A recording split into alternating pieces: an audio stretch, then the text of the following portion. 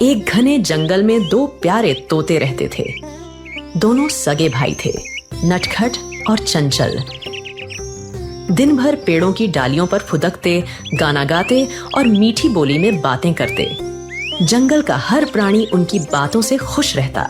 लेकिन एक दिन एक अनहोनी घट गई। एक दिन एक शिकारी वहां आया।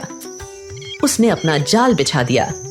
दोनों तोते अचानक फड़फड़ाते हुए उड़ने की कोशिश करते हैं, लेकिन शिकारी का जाल उन पर गिर जाता है। भाई हम फंस गए, कोई हमें बचाओ। शिकारी मुस्कुराते हुए दोनों को पिंजरे में डाल लेता है। अरे वाह, दो हट्टे कट्टे तोते एक साथ, आज तो बढ़िया दाम मिलेगा। पिंजरे को उठाकर बाजार की ओर निकलता है। बाजार में भीड़ भाड़ थी। शिकारी पिंजरा लिए खड़ा था। तोते ले लो तोते, बोलने वाले, एकदम हट्टे कट्टे तोते। तभी एक कसाई वहां से गुजरा। अरे भाई कितने के दोगे? दोनों ले लो, सस्ते में दे दूंगा। नहीं, मुझे एक ही चाहिए। वहीं दूर खड़े एक संत ने यह दृश्य देखा और करुणा से बोले, बेचारे पंछी पिंजरे में कैद हैं। मैं इनमें से एक को खरीद लूं तो यह मेरे आश्रम में रहेगा, भजन कीर्तन सुनेगा और एक अच्छा जीवन जी सकेगा। कसाई और संत एक एक तोता खरीद लेते हैं। पहला तोता कसाई के घर पहुंचा।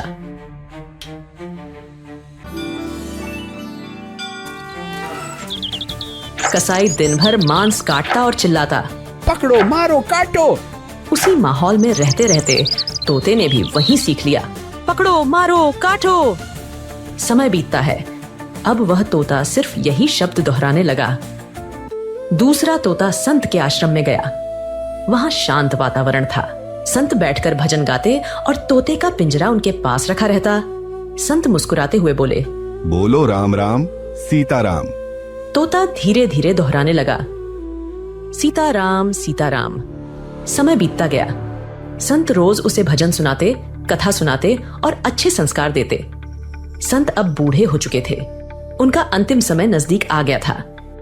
वे एक राहगीर को अपने आश्रम में बुलाते हैं और तोते का पिंजरा देते हुए कहते हैं, बेटा, मेरी उम्र पूरी हो चली है।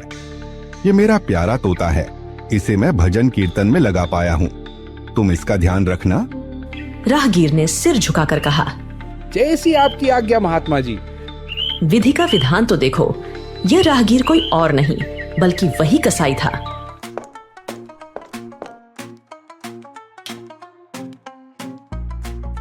अब दोनों भाई एक ही पिंजरे में बंद थे।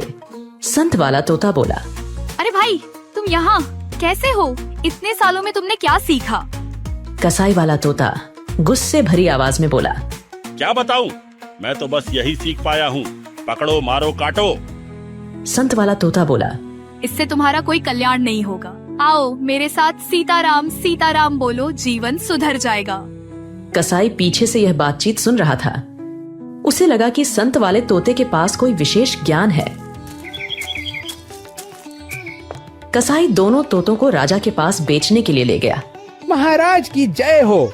महाराज, मेरे पास दो तोते हैं। एक सिर्फ 1 रुपए का और दूसरा वह तो 1 लाख का है।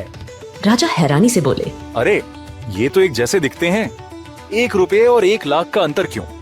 महाराज, आप इन्हें कुछ दिन अपने पास रखिए। यदि आपको लगे कि यह तोता 1 लाख के काबिल नहीं तो मैं इसे वापस ले जाऊंगा। राजा ने बात मान ली। राजा ने 1 रुपए वाले तोते को महल के द्वार पर रख दिया और 1 लाख वाले को अपने कक्ष में। राजा गहरी नींद में सो रहा है। तभी तोते की मधुर आवाज गूंजती है, उठो राजन, जागो राजन, राम नाम जपो राजन। एक दिन ऐसा आएगा जब यह जागना संभव नहीं होगा।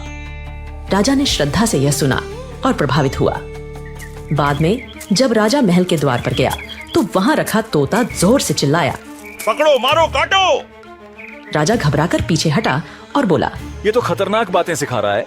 इसे तो मैं 1 रुपया भी नहीं देना चाहूंगा। अब राजा समझ गया कि 1 लाख वाले तोते का ज्ञान अनमोल है, जबकि 1 रुपए वाला तोता व्यर्थ की बातें कर रहा है। असली कीमत अच्छे ज्ञान और संगति की होती है। राजा संत वाले तोते के आगे हाथ जोड़ता है। दोनों तोते एक ही माता की संतान थे। 1 रुपए वाला और 1 लाख वाला क्यों? क्योंकि संगति अलग अलग थी। एक ने कसाई की संगति पाई और सीखा, पकड़ो मारो काटो। दूसरे ने संत की संगति पाई और सीखा, राम नाम। हमारा जीवन भी इसी पर निर्भर करता है। हम जिस संगति में रहेंगे वैसा ही बनेंगे। अच्छे लोगों का साथ पाओगे तो जीवन सुधर जाएगा, बुरे लोगों का साथ लोगे तो जीवन बिगड़ जाएगा। एक गांव में एक बहुत गरीब सेठ रहता था। गरीब सेठ इसलिए क्योंकि एक जमाने में वह सेठ बहुत धनवान था। धनी होने के दौरान उसने अनेक धार्मिक और पुण्य कार्य किए थे, जैसे कि गौशालाओं का निर्माण, गरीबों को भोजन प्रदान करना, अनाथालयों की स्थापना आदि। लेकिन जैसे जैसे समय गुजरा वो सेठ निर्धन हो गया। उस दौरान राज्य के राजा ने घोषणा की, यदि किसी व्यक्ति ने अपने जीवन में कोई पुण्य किए हैं तो वह अपना पुण्य बताकर उनके बदले उचित फल ले जा सकता है। यह सुनकर सेठानी ने सेठ से कहा, हमने अनेक पुण्य किए हैं। तुम राजा के पास जाओ और हमारे पुण्यों की चर्चा करो ताकि हमें उनके उपयुक्त फल मिल सकें। सेठ ने इस प्रस्ताव पर सहमति जताई और अगले दिन राजा के दरबार के लिए प्रस्थान करने का निश्चय किया। सेठानी ने यात्रा के लिए 4 रोटियां तैयार कीं और सेठ से कहा, भूख लगे तो रास्ते में इन्हें खा लेना। सेठ राजा के महल की ओर चल पड़ा। गर्मी का दिन था और दोपहर का समय हो गया था। सेठ ने सोचा, सामने पानी का कुंड भी है और छाया भी, क्यों ना बैठकर थोड़ा आराम कर लूं और अपनी रोटी भी खा लूं। कि सेठ ने वृक्ष की छाया में रोटी रखी और पानी से हाथ धोने लगा। इसी बीच वहां एक कुतिया आई जिसके साथ उसके 4-5 पिल्ले भी थे। कुतिया सेठ के सामने पूंछ हिलाते हुए आई क्योंकि उसे सेठ के पास से रोटी की खुशबू आ रही थी। कुतिया को देख सेठ के हृदय में करुणा जागी। उसने 2 रोटियां निकालकर कुतिया को दे दी। कुतिया भूखी थी और उसने बिना विलंब किए दोनों रोटियां खा लीं। फिर वह सेठ की ओर देखने लगी। सेठ ने मन ही मन सोचा, इस कुतिया के तो 4-5 नन्हे बच्चे भी हैं जिन्हें वह दूध पिलाती होगी। मेरी दी हुई 2 रोटियों से इसकी भूख शांत नहीं होगी। ऐसा विचार कर सेठ ने अपनी शेष 2 रोटियां भी कुतिया के सामने रख दीं और खुद पानी पीकर अपने मार्ग पर आगे बढ़ गया। राजा के दरबार में पहुंचकर सेठ ने अपने किए हुए पुण्य कर्मों का लेखा जोखा प्रस्तुत किया। उसने अपने सभी पुण्य कर्मों का वर्णन किया और उनके बदले में उपयुक्त पुरस्कार मांगा। तुम्हारे इन पुण्यों का तो कोई फल नहीं है। यदि तुमने कोई अन्य पुण्य किया हो तो वह बताओ, शायद उसके लिए कोई फल तुम्हें दिया जा सके। सेठ चुपचाप खड़ा रहा और वापस जाने का निश्चय किया।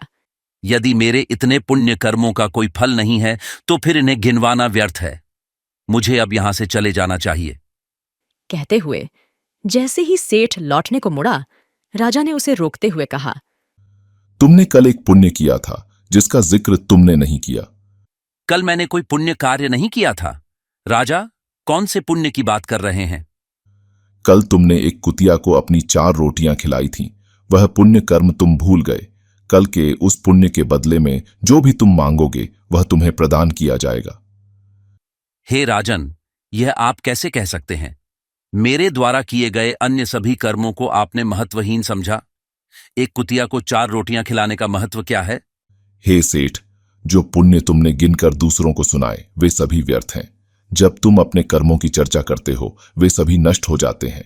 कल तुमने जो सेवा बिना किसी आशा के रास्ते में एक कुतिया को रोटियां देकर की, वह सबसे बड़ा पुण्य है, क्योंकि तुमने वह पुण्य किया और उसे भूल गए, उसकी याद तक नहीं रखी। उसके लिए चाहे तुम मेरा संपूर्ण राज्य भी मांग लो, वह भी कम है। सच्चा दान वही है जो एक हाथ से किया जाए और दूसरे हाथ को भी उसका पता न चले। किसी गांव में एक ग्वाला रहता था। उसके पास ढेर सारी गायें थीं। गायों का दूध बेचकर वो अपनी जीविका चलाता था। वो गायों को रोज घास चराने एक मैदान में ले जाता था। ये उसका रोज का काम था। एक बार उस गांव में बहुत से मुनि आए। सभी कृष्ण भक्त थे। वो उस मैदान में बैठकर यज्ञ करने लगे। इसी बीच वो वृक्ष के पत्तों पर श्री कृष्ण शब्द लिख रहे थे। वो ग्वाला रोज की भांति गायों को चराने वहां आया। उसकी एक गाय ने कृष्ण का नाम लिखे पत्ते को खा लिया। दिन भर घास चरने के पश्चात शाम को सभी गायें वापस गौशाला में लौट आईं। जिस गाय ने पत्ता खाया था वो कृष्ण का नाम जपने लगी। ये देखकर दूसरी गाय उससे बोली, ये तुम क्या कर रही हो? उस गाय ने जवाब दिया, श्री कृष्ण का नाम लिखा हुआ पत्ता मेरे अंदर चला गया है। अब मैं कृष्णमय हो गई हूँ। ये नाम मेरे अंग अंग में समा गया है। वो लगातार कृष्ण का नाम जपती रही। सभी गायों ने खिन्न होकर उसे अपनी टोली से बाहर कर दिया। ग्वाला जब सुबह दूध दोहने बाहर निकला तो पाया कि एक गाय गौशाला के बाहर खड़ी है। उसने उसे फिर अंदर ले जाकर खड़ा कर दिया। ग्वाले के जाते ही सभी गायों ने उस गाय को सींग मार मार कर फिर से बाड़े के बाहर कर दिया। गाय को फिर से बाहर देखकर ग्वाले ने सोचा कि क्या बात हो गई, हमेशा साथ रहने वाली गायें एक गाय को क्यों हटा रही हैं? कहीं इसे कोई रोग तो नहीं हो गया? उसे चिंता होने लगी कि उस गाय के चलते सभी बीमार न हो जाएं। बहुत सोच विचार कर ग्वाला उस गाय को वहां से ले गया और एक जंगल में छोड़ आया। वहां से एक चोर गुजर रहा था। उसने अकेली गाय को देखा तो खुश हो गया। वो उसे पकड़कर ले गया और दूसरे गांव में जाकर एक किसान को बेच दिया और धन कमा लिया। जब किसान गाय को लेकर गया तब भी वो कृष्ण का नाम जप रही थी। वो किसान इस बात को नजरअंदाज कर उसका दूध बेचकर पैसा कमाने लगा। कृष्ण का नाम जपने से दूध अमृत के समान मीठा होता गया। उसके दूध की चर्चा दूर दूर तक फैलने लगी और लोग दूध खरीदने आने लगे। इससे किसान धनवान होता गया। एक बार राजा के मंत्री उधर से जा रहे थे। वो थके होने के कारण किसान के घर रुक गए। किसान ने मेहमान को उसी गाय का दूध पिलाया। गाय का दूध पीकर मंत्री तृप्त हो गए। उन्होंने कहा, ये दूध तो बहुत ही स्वादिष्ट है। किसान ने बताया कि ये जिस गाय का दूध है वो हर वक्त कृष्ण का नाम जपती रहती है। मंत्री हैरान हो गए कि गाय होकर वो ऐसा कैसे कर सकती है। मंत्री महल को लौट आए। उस समय उस राज्य की महारानी कुछ दिनों से अस्वस्थ थी। दवाओं का असर नहीं हो रहा था। तब राजवैद्य ने कहा, रानी के प्राणों की रक्षा अब ईश्वर के हाथ में है। किसान के वहां से लौटकर मंत्री ने उस गाय के बारे में राजा को बताया। राजा को इस बात पर यकीन नहीं हुआ। वो स्वयं उसकी सत्यता की जांच करने किसान के घर पहुंचे। जब उन्होंने स्वयं गाय को कृष्ण कृष्ण कहते सुना तो चकित रह गए। राजा ने किसान से वो गाय मांगी। किसान ने विनम्रता से हाथ जोड़कर कहा, गाय के कारण मेरी आर्थिक स्थिति में सुधार हुआ है। मैं ये गाय दे दूंगा तो मेरी आमदनी का कोई साधन नहीं रहेगा। राजा ने उसे गाय के बदले मुंह मांगा धन देने का लालच दिया। ये सुनकर किसान गाय देने को राजी हो गया। राजा गाय लेकर चले गए। वो गाय अब रानी के महल में रहने लगी। वो लगातार कृष्ण का जाप करती रहती। रानी रोज अमृत के समान स्वादिष्ट दूध पीती और कृष्ण नाम का जाप सुनती रहती। इसके प्रभाव से रानी की सेहत धीरे धीरे सुधरने लगी। कुछ ही दिनों में वो पूरी तरह स्वस्थ हो गई। गाय हमेशा राजमहल में रहकर राजमहल के सुखों को भोगने लगी। कृष्ण जाप का प्रजा पर भी प्रभाव पड़ा। समस्त प्रजा कृष्णमय हो गई। राजमहल और सारा नगर कृष्ण नाम से गूंजने लगा। तो देखा दोस्तों, जो भी कृष्ण की भक्ति करता है वो सभी सुखों को प्राप्त करता है। आपको ये कहानी अच्छी लगी होगी। ऐसी और कहानियां सुनने के लिए इसे लाइक और शेयर अवश्य करें।